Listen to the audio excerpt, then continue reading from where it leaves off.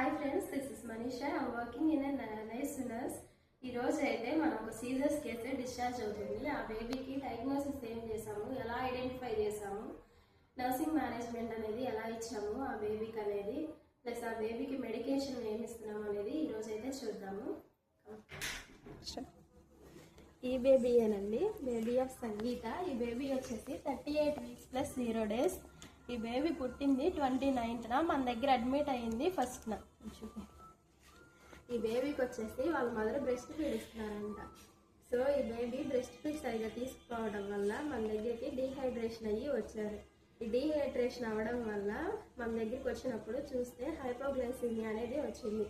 Which means hypoglycaemia means sugar levels అనేవి down అవుతున్నాయి. Sugar levels అనేవి డౌన్ అవ్వడం వల్ల ఈ బేబీకి లైన్ వేసుకొని సిరంజ్ పంప్ ద్వారా ఐవి ఫ్లూయిడ్స్ ఇచ్చి షుగర్ అనేది మనం బేబీకి ఇచ్చాము.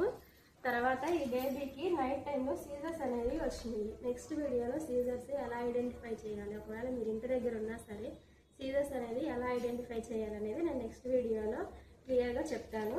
అయితే ఇప్పుడు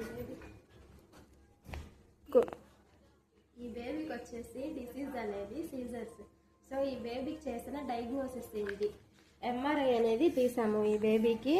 నెక్స్ట్ వచ్చేసి ఈఈజీ రిపోర్ట్. ఈ రిపోర్ట్స్ ఈ 2 టెస్ట్లని చేసాము. ఇవి కాకుండా సిబిపి, సిఆర్పి, ఏబీజీ ఇవి కూడా చేసాము. ఎలక్ట్రోలైట్స్లో చూస్తే కాల్షియం లెవెల్ అనేది వెరీ లోగా ఉంది, 4.14 ఉంది. 4.61 నుంచి 5.17 వరకు. కాల్షియం లెవెల్స్ అనేవి తక్కువగా ఉన్నా కూడా సీజర్స్ వచ్చే ఛాన్సెస్ అనేవి ఉన్నాయి. సో ఈ బేబీకి కాల్షియం అనేది యాడ్ చేసాము. నెక్స్ట్ వచ్చేసి సీజర్స్కి ఈ బేబీకి ఫినోబార్బిటల్ గార్డినల్ సిరప్ అనేది యాడ్ చేసాము, 1.5 ml బీడి. సో మనం చేయాల్సింది ఈ బేబీకి నర్సింగ్ మేనేజ్మెంట్ అనేది మనం ఇవ్వాల్సింది.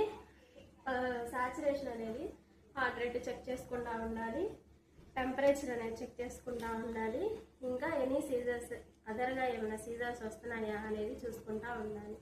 సో ఈరోజు వీడియో అయితే ఇది. నా ఛానల్ సబ్స్క్రైబ్ చేయండి, లైక్ చేయండి, షేర్ చేయండి.